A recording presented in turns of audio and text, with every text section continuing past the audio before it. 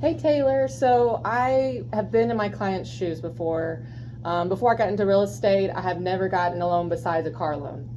And then now I'm more versed on all the different loans out there. But I always try to remember that put myself in their shoes, it's kind of overwhelming for some people. And I feel like a lot of people don't realize there's so many different types of loans, and there's something for everybody out there. One thing I wanted to talk about was down payment assistance programs. I know you've helped one of my clients before in the past. She had no idea, and you like gave her all the steps. You told her about it. What's down payment assistance programs all about? Yeah, so I think there's a lot of people, especially first-time home buyers, that go into buying a home and they think that they have to have 20% down, and that's just not true.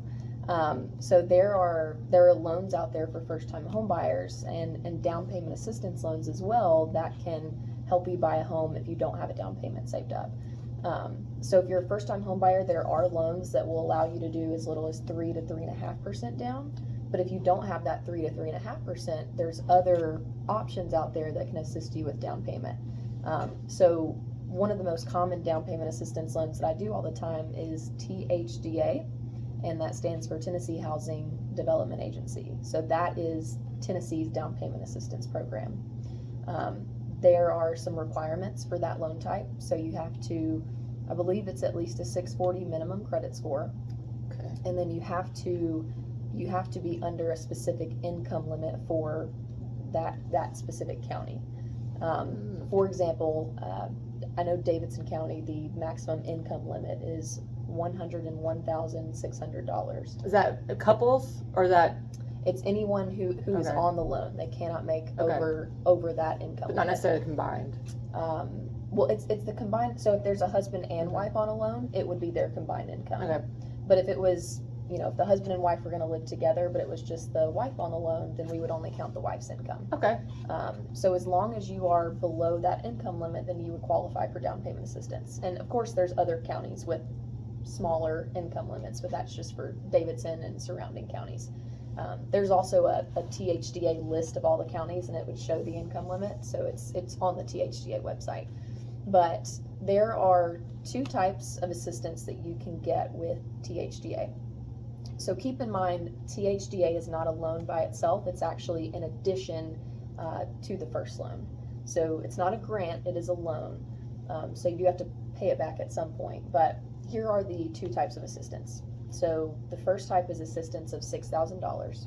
So $6,000, it's flat, it goes towards your down payment or whatever you need it for.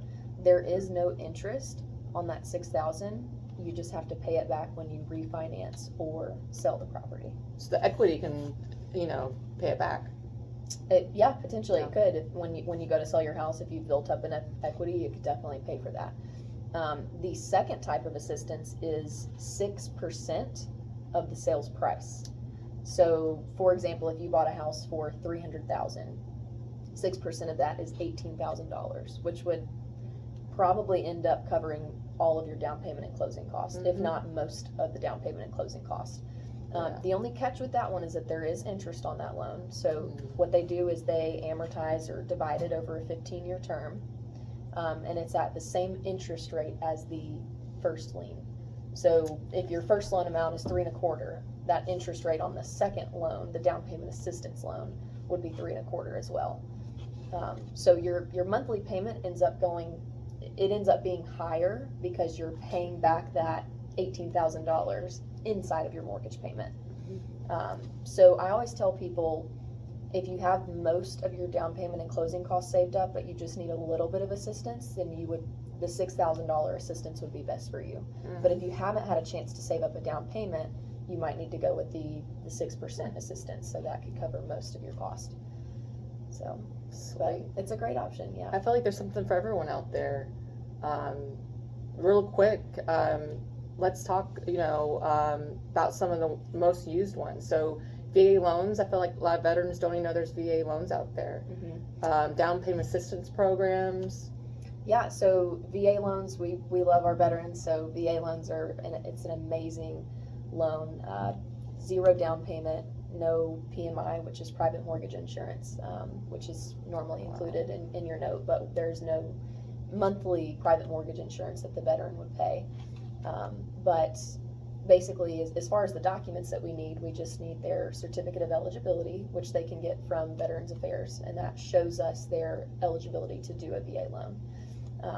And then, we need to know if they're active military or separated from service, and then we can kind of let them know what documents we'd need at that point.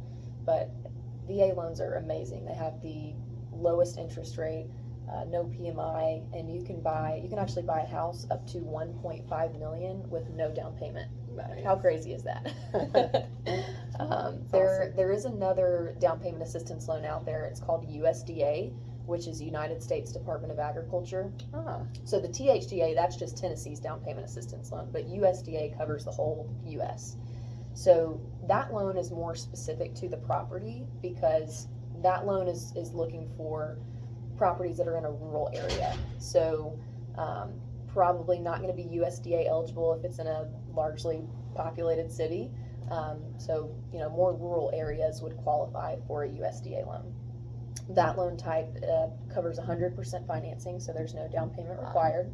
You do have to be under a certain income limit for that loan type as well, which is on their website.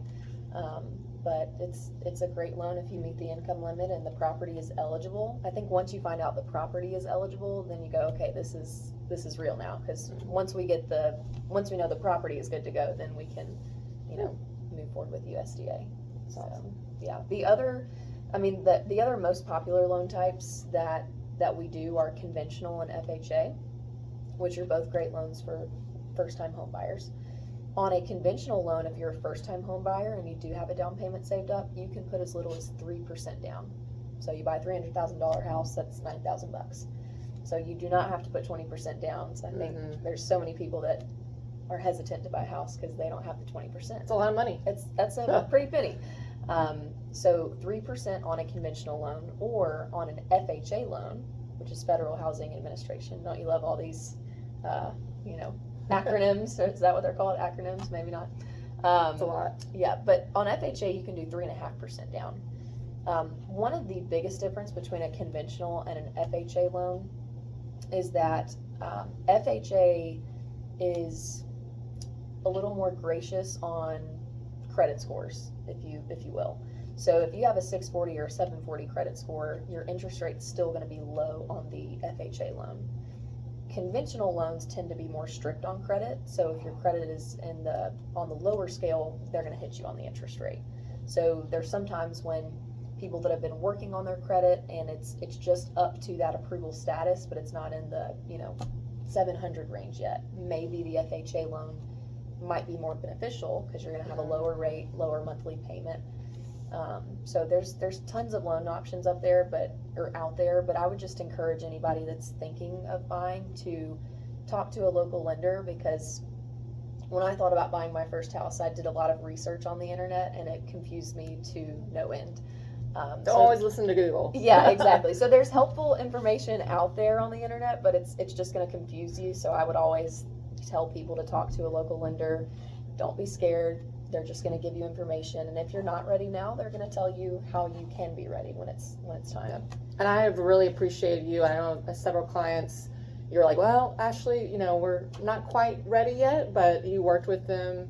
I really appreciated you were always really quick at responding to them, and they had told me, wow, she's really nice. I didn't feel like she acted like a know-it-all. Like, it is hard because you know it, you do it every day, but there's people never talked about it. So I really appreciate you're always really really quick, and you're really patient, and all right, we still need that W-2. I really appreciate that, and she's right, not listening to Google, going to a local lender. Taylor's here in Franklin, Tennessee.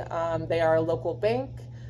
She is very, very quick, really professional, and I always like sending her people because I know she's going to make me look good. So I will give you guys her information. This is Taylor with Ameris, and of course I'm Ashley with the Gary Ashton team, and thanks for listening to our video.